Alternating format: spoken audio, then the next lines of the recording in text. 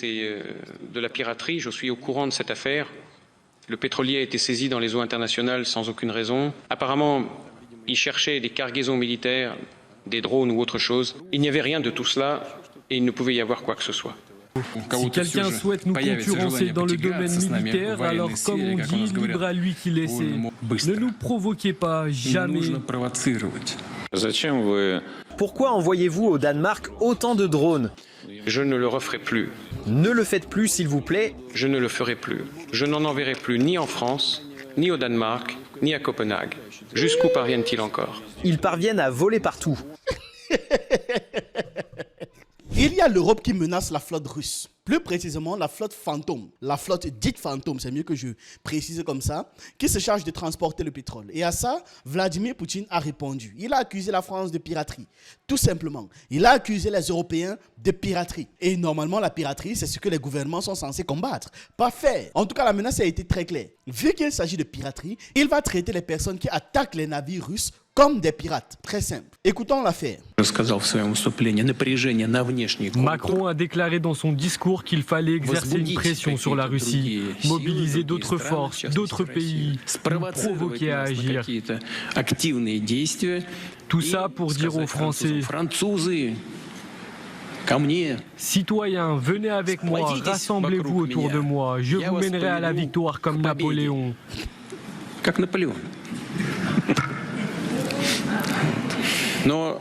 C'est là tout le sens de son propos. Si quelqu'un souhaite nous concurrencer dans le domaine militaire, alors comme on dit, libre à lui qui laissait. Il n'y a aucun exemple où cela s'est bien terminé pour celui qui nous a provoqués. Le message, il est très clair. Il a fait comprendre que provoquez-nous si vous voulez militairement. Mais il n'y a personne qui nous a provoqué, ça s'est bien terminé pour la personne. Donc, à vous de comprendre le message derrière. Ce n'est même pas un message derrière, il est devant, il est face à vous. Il a craché le message là sur leur visage. Avant qu'on ne continue, prends une seconde pour t'abonner. Ici, on partage chaque jour des vidéos variées. Actualité, géopolitique, histoire, interview et analyse. Parfois, on rit, parfois, c'est plus sérieux. Mais à chaque fois, il y a quelque chose à retenir.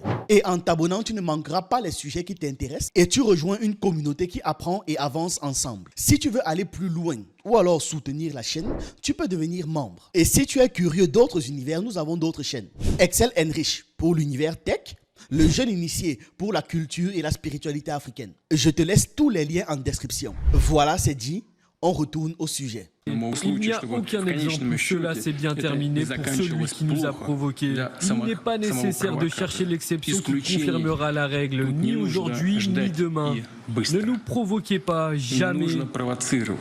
Voilà encore le message une fois de plus. Au sujet des navires, bon, attaquez. À chaque fois, ces gars parlent, ils savent parler, mais jamais ils ne passent à l'action parce qu'ils connaissent ce qui va se passer. Et le pire dans ça, c'est qu'ils accusent la Russie de belliciste, alors que depuis le début, c'est eux qui passent leur temps à provoquer. Ce n'est pas pour rien qu'il a fait comprendre qu'Emmanuel Macron dit depuis que oui, il faut pousser la Russie à la faute. Pousser la Russie à la faute. Donc, continuer les pics, continuer les trucs pour que la Russie fasse quelque chose et après qu'il ait l'argument pour dire à tout le monde, accompagnez-moi à la guerre. Enfin, accompagnez-moi, non. Macron n'ira jamais sur un champ de bataille. Je ne sais même pas s'il est capable de marcher pieds nus celui-là. Il va juste dire, allez à la guerre pour moi ou pour mes patrons. Tout simplement. Voilà, et nous vivons ce moment très important. Plusieurs éditorialistes spécialistes nous rejoignent sur ce plateau. Renaud Girard, j'aimerais votre première réaction. On assiste à une escalade, jamais sans doute, depuis le début de la guerre. Mais ça, c'est la surenchère. Hein. Comment à une escalade, jamais sans doute. Alors que ce n'est même pas une escalade. Vous savez même ce que c'est qu'une escalade. J'ai l'impression qu'à chaque émission de ces gars, l'escalade est inédite. C'est une escalade nouvelle. Quelque chose qu'il n'y avait pas eu avant. Alors que depuis le début, c'est le cas. D'ailleurs, qu'est-ce que je dis? Quand je dis depuis le début, vous pouvez penser à la guerre en Ukraine. Depuis le début de la guerre froide, l'escalade est au bord de la guerre. L'escalade est au bord de ceci. L'escalade, le conflit au bord d'une guerre ouverte. C'est toujours au bord, sans jamais atteindre. Quand même dommage, non? La guerre d'Ukraine, il y avait une escalade aussi ouverte entre la Russie et la France. Et la Russie et Trump. On vit des heures tout à fait inédites où, entre Trump et Poutine, ce qui a pu ressembler à une ville est terminé. Ils s'envoient des noms d'oiseaux de manière assez dure. Et là, en l'occurrence, c'est la France qui est désignée en premier par Vladimir Poutine. Est-ce qu'il y a eu un moment donné où Trump a été l'ami de Vladimir Poutine? Ils se sont simplement rendus compte qu'une guerre est désavantageuse pour les deux. Donc, ils étaient obligés de s'asseoir dans la même pièce à un moment donné pour que chacun explique globalement son point de vue. Et Donald Trump s'est rendu compte qu'il n'avait absolument pas le niveau de Vladimir Poutine. Poutine que les États-Unis ne pouvaient pas tenir tête. C'est pour ça qu'il a forcé aux négociations. Mais n'oublions pas que l'objectif des manœuvres de Donald Trump, c'est de pouvoir pousser les Européens à arrêter d'acheter du pétrole russe pour acheter du pétrole américain. C'est tout. Toutes les invectives actuelles de Donald Trump, c'est dans cette optique. C'est du commerce brut. Ça se fait en géopolitique. Il y a des coups comme ça qui se glissent, mais ça ne veut absolument pas dire que le problème de base est à jeter à la poubelle. Ce n'est pas en essayant de régler le problème de base que ça aurait voulu dire qu'à un moment donné ou un autre, Donald Trump était l'ami de Vladimir Poutine. Pas du tout. Poutine représente un némésis à l'impérialisme américain. Donc, ils ne peuvent pas être amis, mais les États-Unis sont obligés de composer avec, c'est tout. Oui, parce que la France a pris la tête d'une croisade pour aider l'Ukraine. Quand on a senti que Donald Trump hésitait, la France a pris le leadership, en fait, comme la plus grande puissance, sans doute militaire, de l'Europe. Hein. J'y arrive parce que je trouvais terriblement paradoxal que le général, il s'appelle Renaud Richard, grand reporter, chroniqueur international pour Le Figaro et géopoliticien. Je trouve ça très drôle qu'il parle de la France comme étant le leader de la croisade contre la Russie, parce que France comme leader d'une croisade contre la Russie, c'est paradoxal. Et c'est paradoxal pour plusieurs raisons. Il y a plusieurs couches de paradoxe, rien que dans cette petite phrase ou dans cet acte de la France là en fait. Déjà, ils s'appellent le pays des Lumières, non? Ils se disent qu'ils sont le porte-flambeau de la croisade.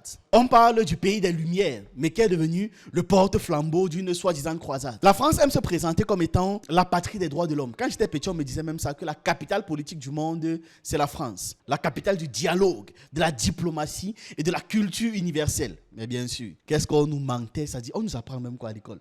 Bref, c'est pas le sujet. Or, le truc, c'est que prendre le leadership d'une croisade contre une puissance nucléaire comme la Russie, c'est renouer littéralement avec une logique médiévale.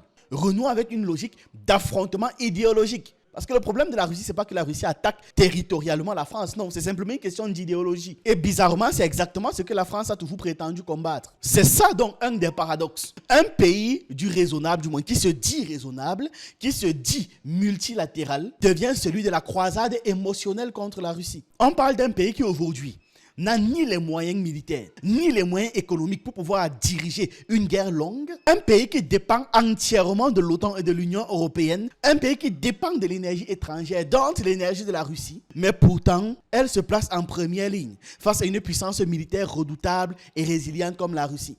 C'est un paradoxe. C'est le paradoxe du coq qui chante sur le fumier de l'Amérique, croyant être un chef de guerre, alors qu'il n'est qu'un symbole de l'impérialisme américain, c'est tout. Et le pire dans ça, c'est qu'on est en train de parler de la France, le pays qui doit sa liberté à la Russie. Historiquement, c'est la Russie qui a joué le rôle décisif dans la défaite du nazisme, dans leur seconde guerre tribale. Et donc, c'est la Russie qui a grandement contribué à la libération de la France. Sans Stalingrad, il n'y aurait pas eu de débarquement en Normandie. C'est donc ironique, et bien sûr, c'est très ingrat, de voir la France mener aujourd'hui une coalition contre le pays qui a permis son salut en 1945. Voilà maintenant le libéré, qui est devenu l'agresseur symbolique du libérateur. C'est-à-dire qu'on parle d'hypocrisie, qu'on parle d'ingratitude. Nous avions une relation sécuritaire. Elle était de deux natures, en vérité. Il y a une partie, c'était notre engagement contre le terrorisme, depuis 2013. On avait raison. Je crois qu'on a oublié de nous dire merci. C'est pas grave, ça viendra avec le temps. L'ingratitude, je suis bien placé pour le savoir, c'est une maladie non transmissible à l'homme. En plus, il y a Paris qui nous parle de défendre l'Europe.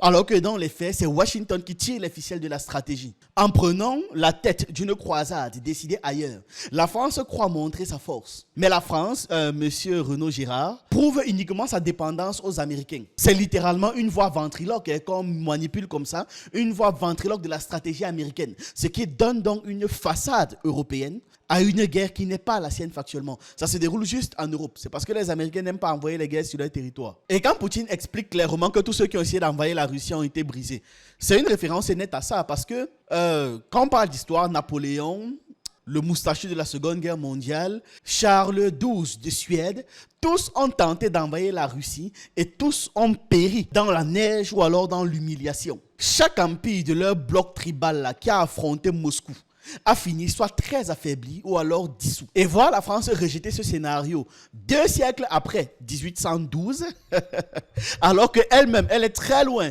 d'être au sommet de sa puissance, Ça donne simplement une impression de répétition tragique. Donc il y a un très grand écart entre le discours de ces gars et la réalité politique ou la réalité militaire. La France va essayer de justifier sa position sur la défense des valeurs démocratiques et le blablabla qu'ils ont l'habitude de nous pondre. Mais ces mêmes valeurs ne les empêchent pas de soutenir les régimes autoritaires ailleurs, particulièrement au Moyen-Orient ou encore en Afrique de l'Ouest. Et le double standard de la France, là, ça enlève toute crédibilité à la fameuse croisade pour la liberté.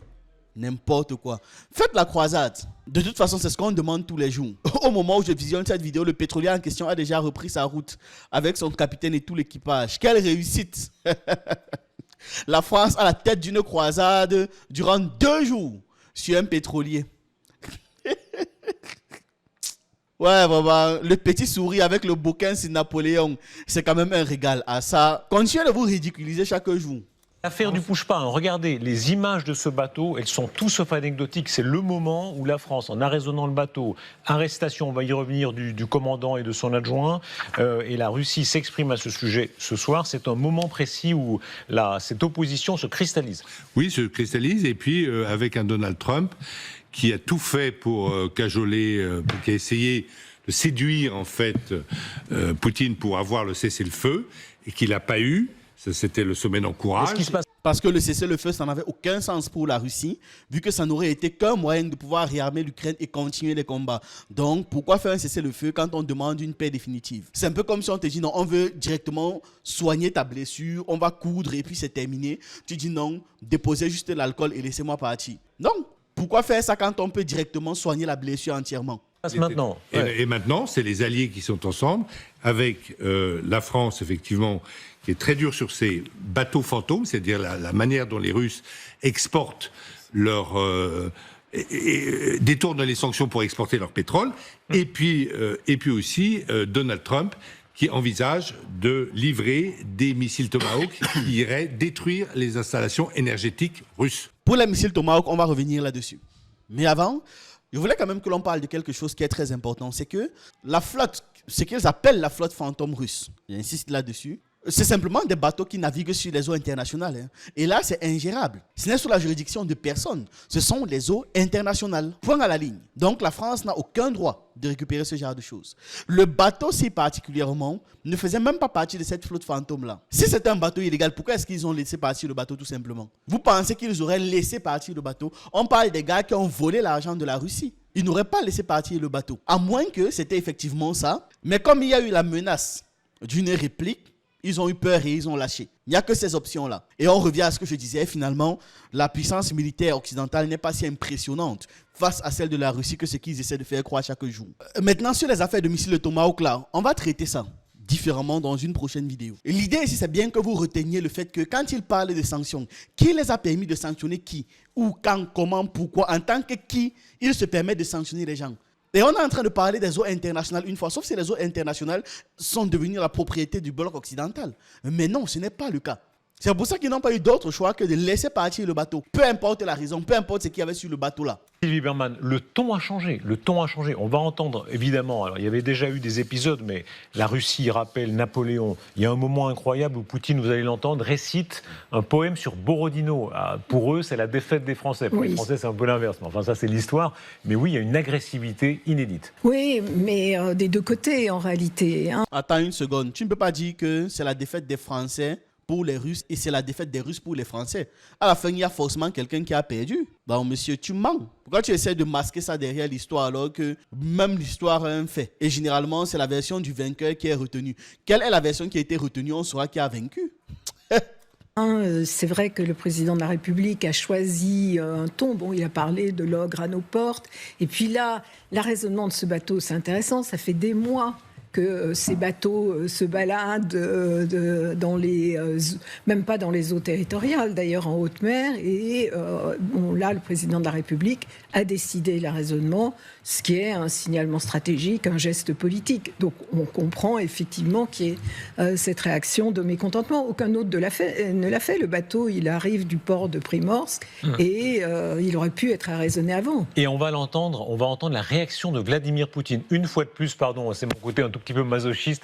On s'est trompé. Sur ce même plateau, hier encore, beaucoup disaient, vous allez voir, les Russes ne vont pas réagir, ils vont jouer tout à fait. Non, ils réagissent. Et c'est Vladimir Poutine qui réagit très durement contre la France. Il parle de piraterie. Vous allez pouvoir réagir. À votre avis, s'agit-il de piraterie? Je connais bien cette affaire. Le pétrolier a été capturé dans des eaux neutres sans aucune raison valable. Et là, apparemment, il cherchait peut-être des cargaisons militaires, des drones ou autre chose. Il n'y a rien de tout cela. Il n'y en a jamais eu. Et il ne peut y en avoir.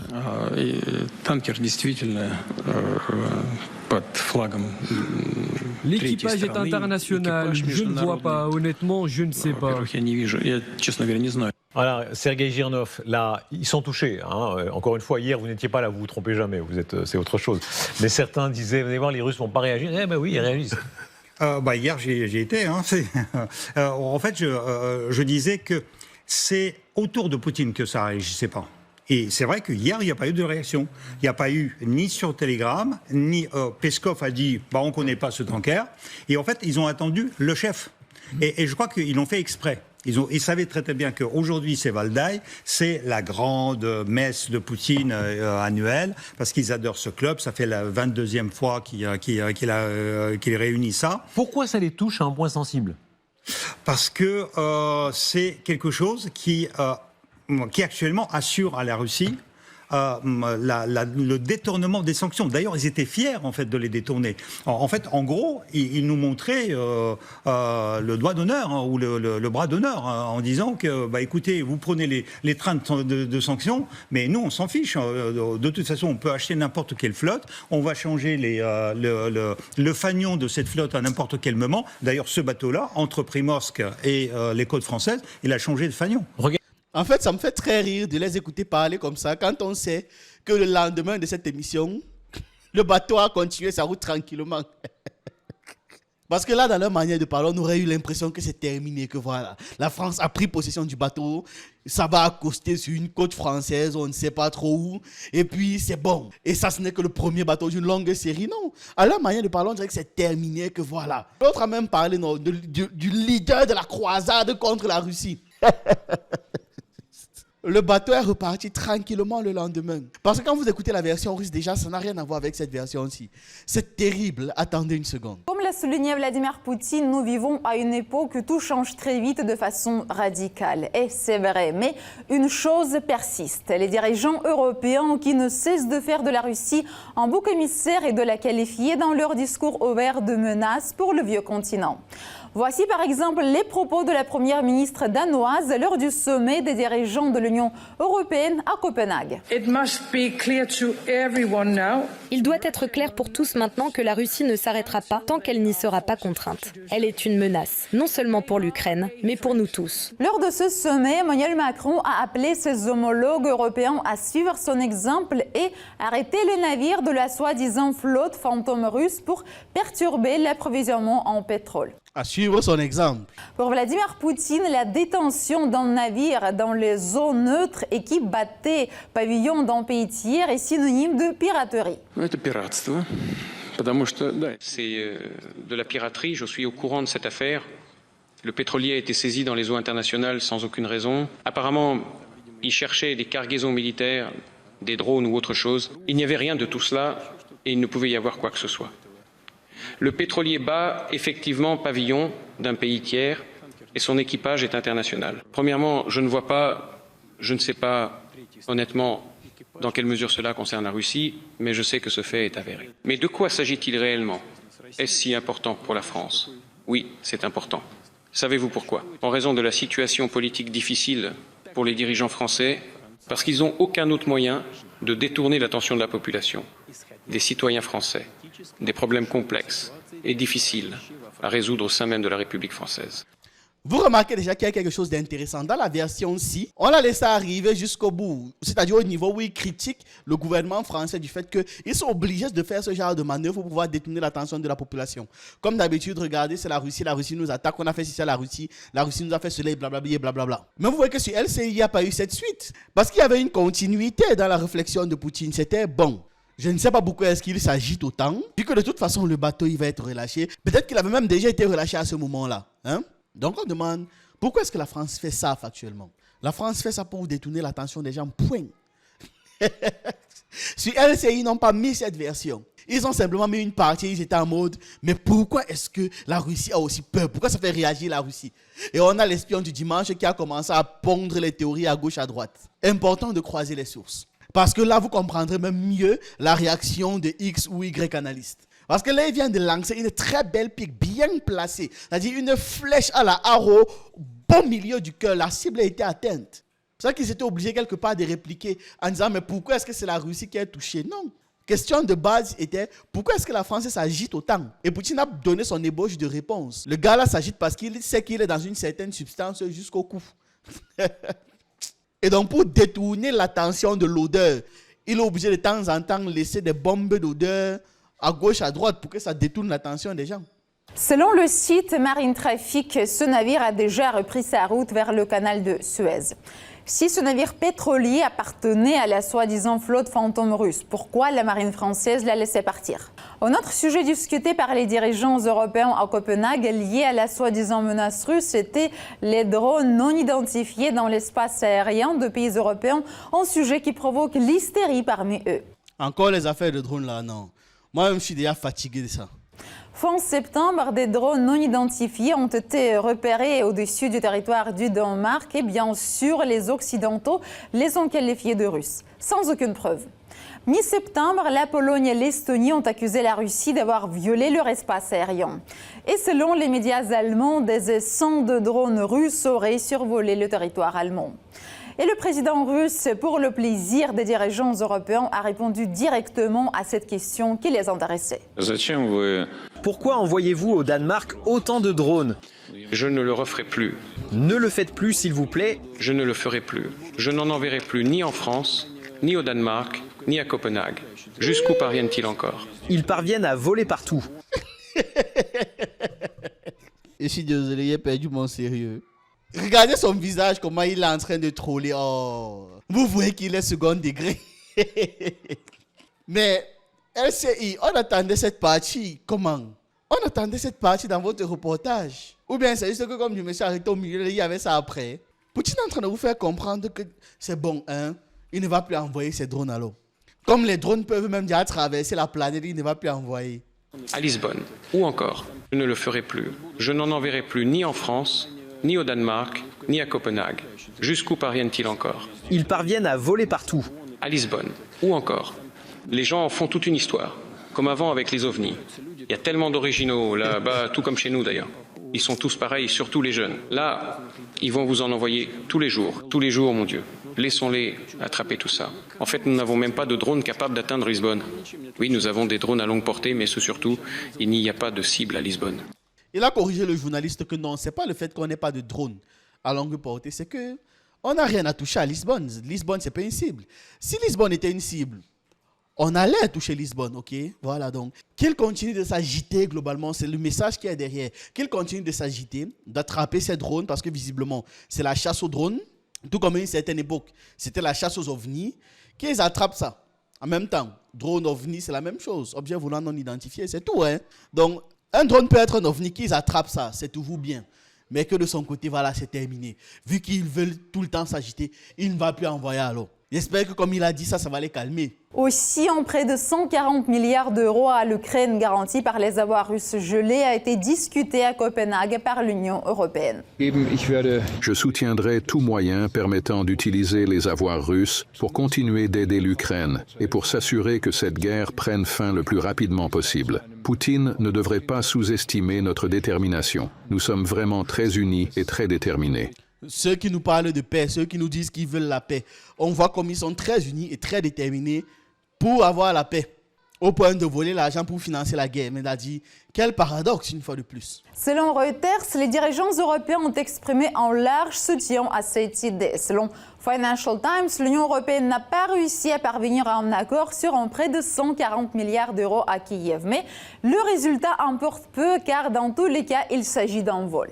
Et il semble que le sommet dans son ensemble n'a pas été efficace. Le problème récurrent de l'UE, qui préfère parler d'une crise que de la résoudre, est revenu la hanter ce mercredi. Même alors que l'Europe subissait des frappes de drones ou d'avions de combat et des attaques hybrides, le sommet a sombré dans son impasse familière. Peut-être est-ce parce qu'il reste des dirigeants européens qui ne cherchent pas une confrontation avec la Russie. Tout le monde se prépare à la guerre. La question est seulement de savoir qui sera de quel côté. Nous voudrions éviter la guerre. J'ai peur que désormais personne ne veuille écouter personne et que tout le monde se prépare sérieusement et réellement à la guerre. Nous ne voulons pas partager leur sort. Si nous nous unissons aux Ukrainiens, nous nous retrouverons également en guerre avec les Russes. Les dirigeants européens peuvent organiser de nombreux sommets.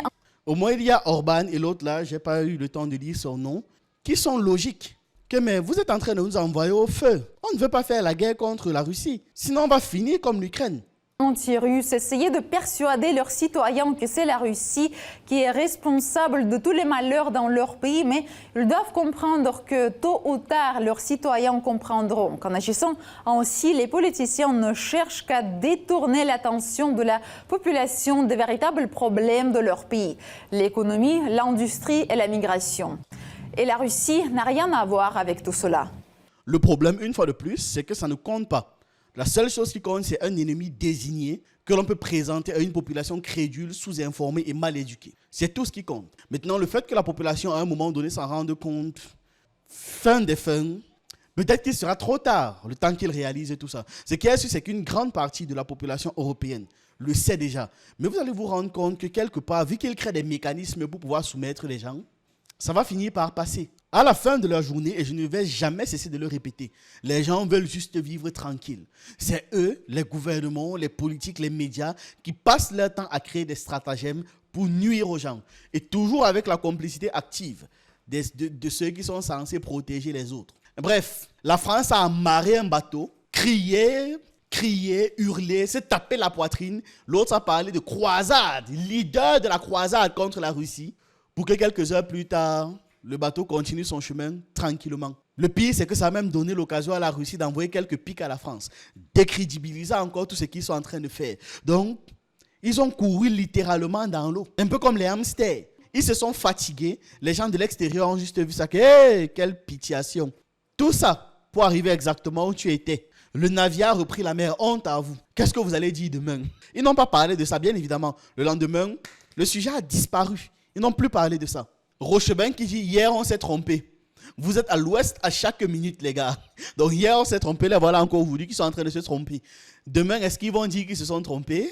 On ne sait pas. Triste, la France est devenue un pays de piraterie des bateaux. Non, leur crédibilité est descendue. Quel leadership? Vous êtes vraiment des rigolos. Miskin, vous nous faites de la peine. Poutine, lui, c'est un vrai homme. Bon, bref. Voilà ce que j'avais à partager avec vous dans cette vidéo. Dites-moi ce que vous en pensez en commentaire. J'attends vos avis, vos analyses et on se retrouve une prochaine fois.